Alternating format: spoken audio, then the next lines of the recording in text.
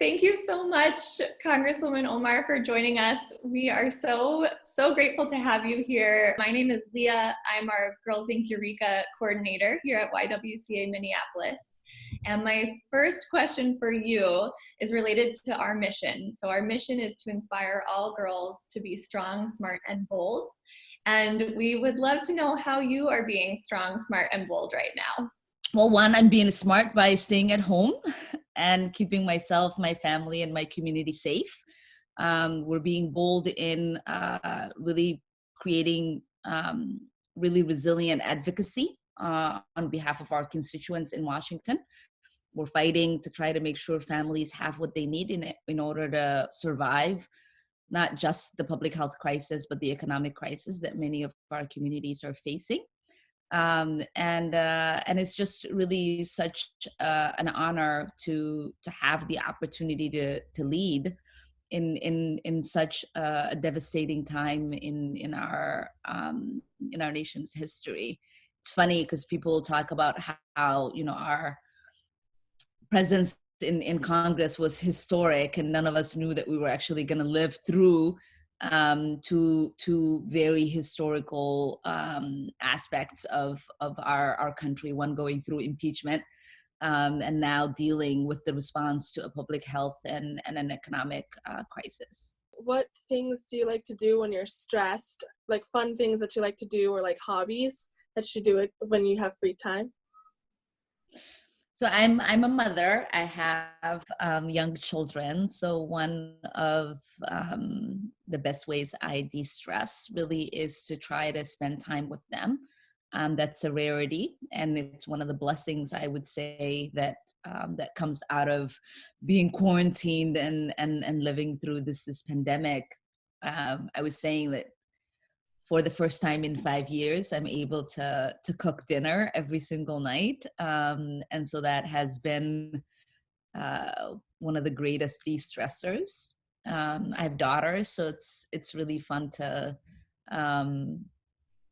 spend time with them and really get a chance to embed some values into them and kind of hear about some of the challenges that they have as young women growing up during this time.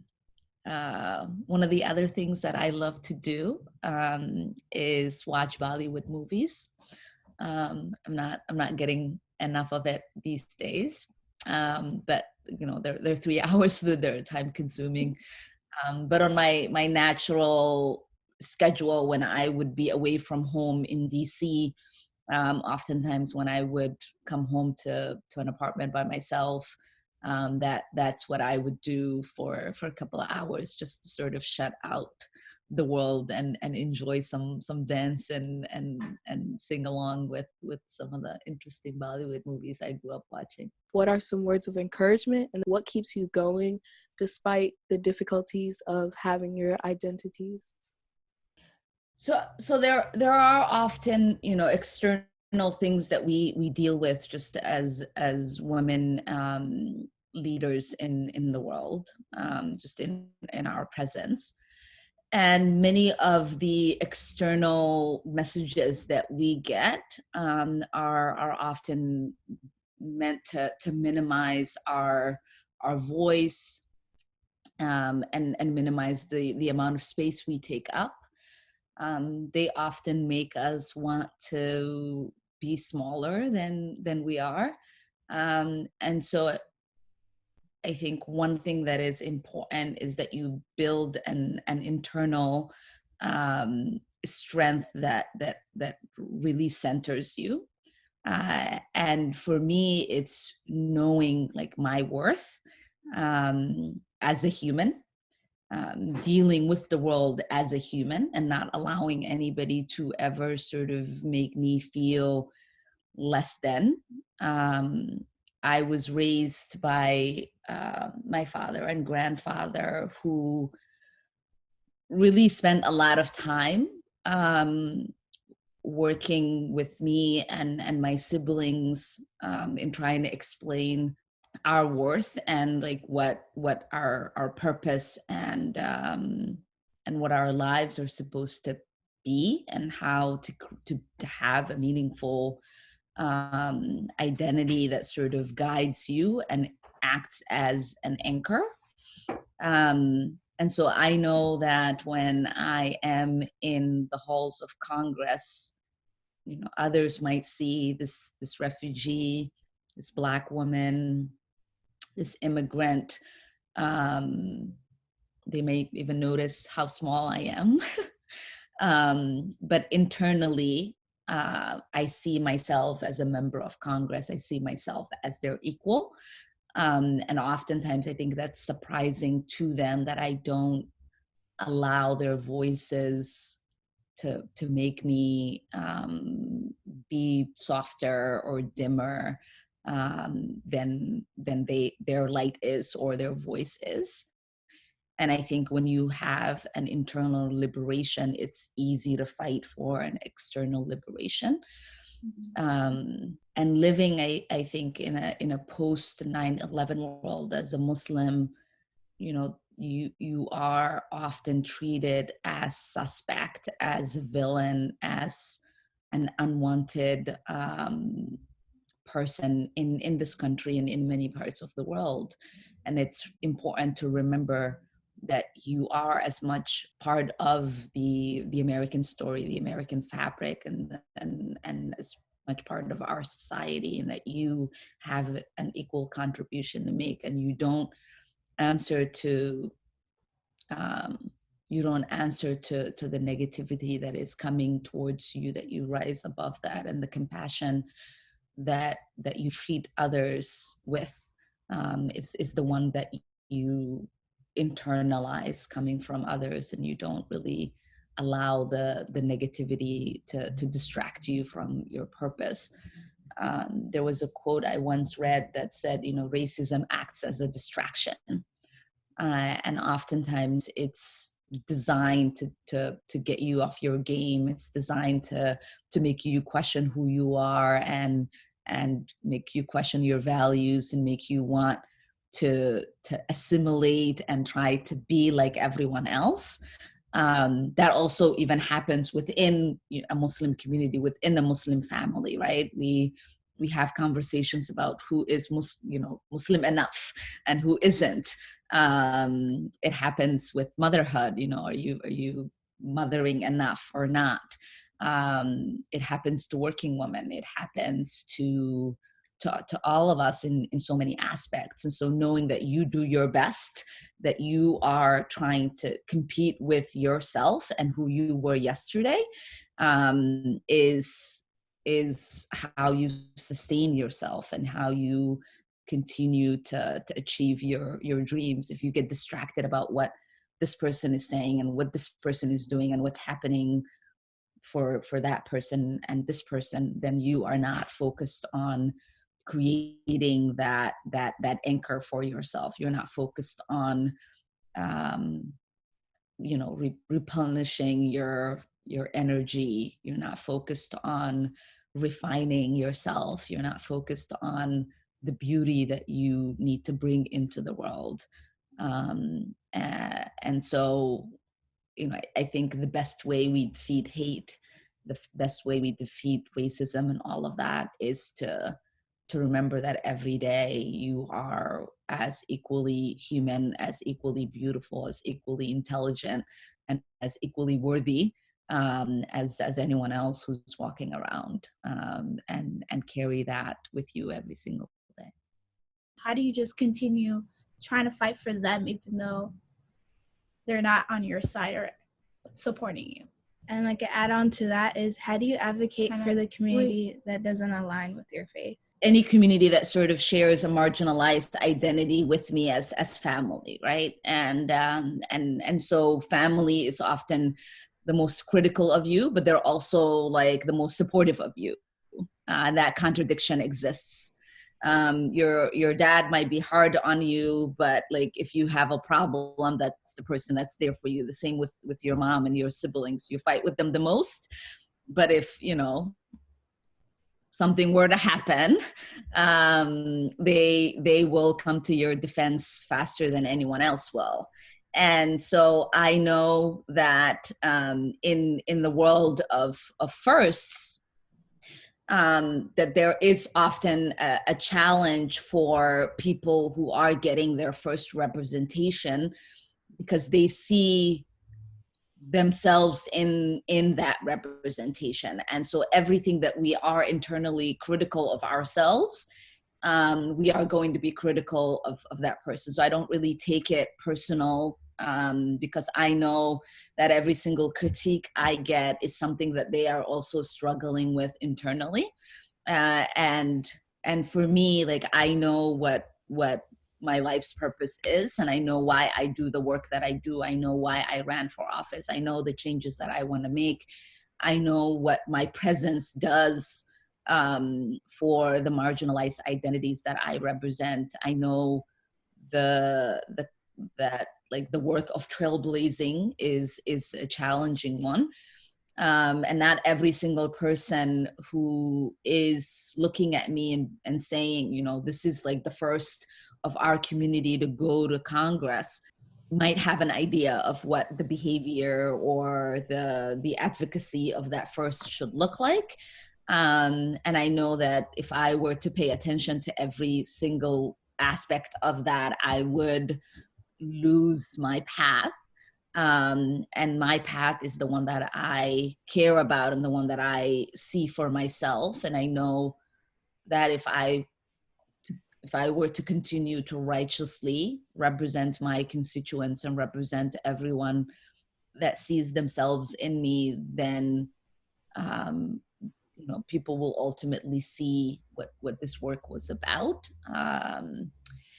And I would say, lastly, you know, there obviously will always be things that people will deem as contradictory to one's faith. They will, you know, have a critique about a certain speech I make, or a policy point that I advocate for.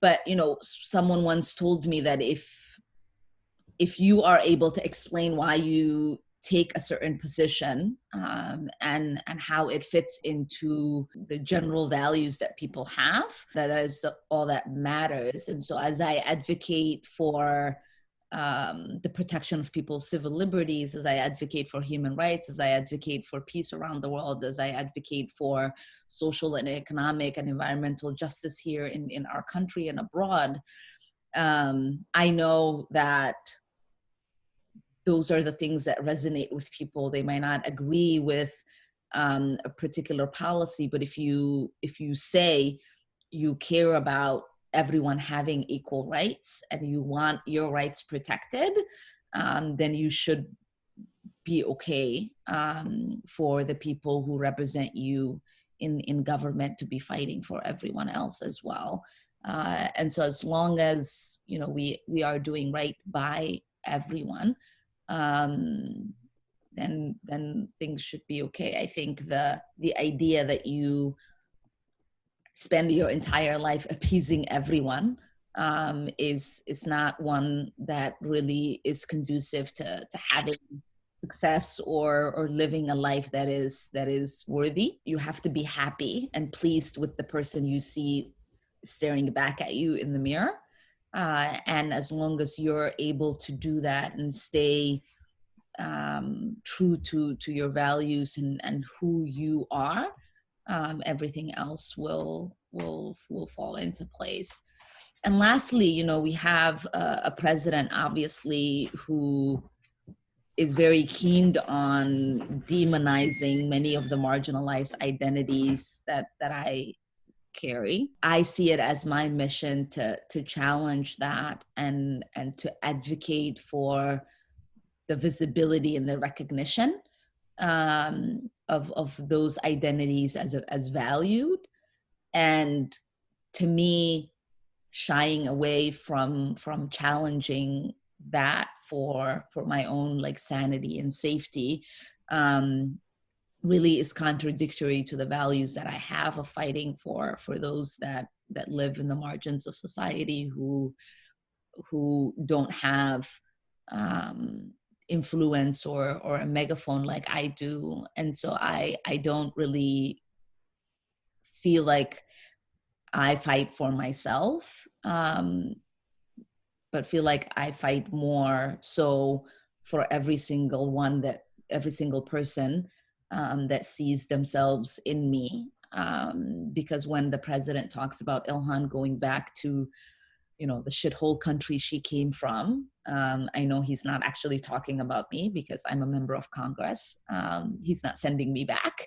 But that's a message that resonates with so many people who share an ethnicity with me, who share religion with me, who share race with me, that feel like their status is threatened, that feel like that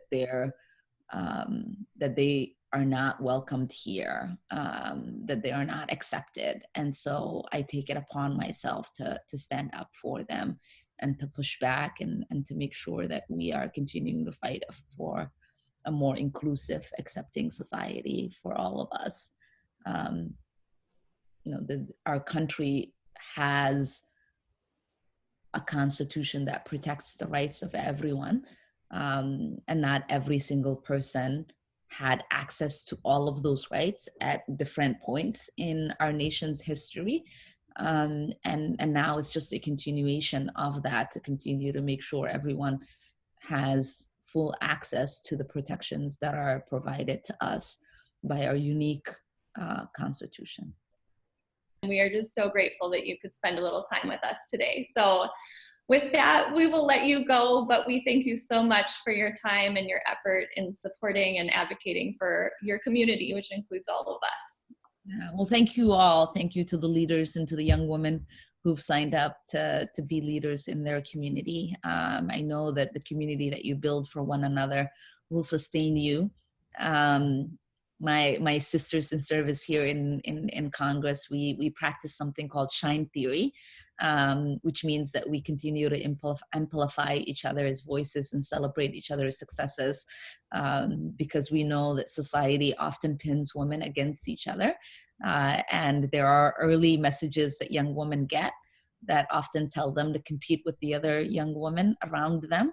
That's not a message that men get. And that is often a way in which they limit our access to leadership and influential positions. And so I want you to all continue to practice shine theory and take an oath that you will celebrate your success as much as you will celebrate the success of your sisters as much as you celebrate your own success, and that you will mourn the failures of your sisters as you will mourn your own failure. And so that is how we continue to see more women thrive in the world, and women who are coming into their own in every aspect of society. So with love, I say goodbye. And again, Ramadan Mubarak to everyone else who's fasting this month.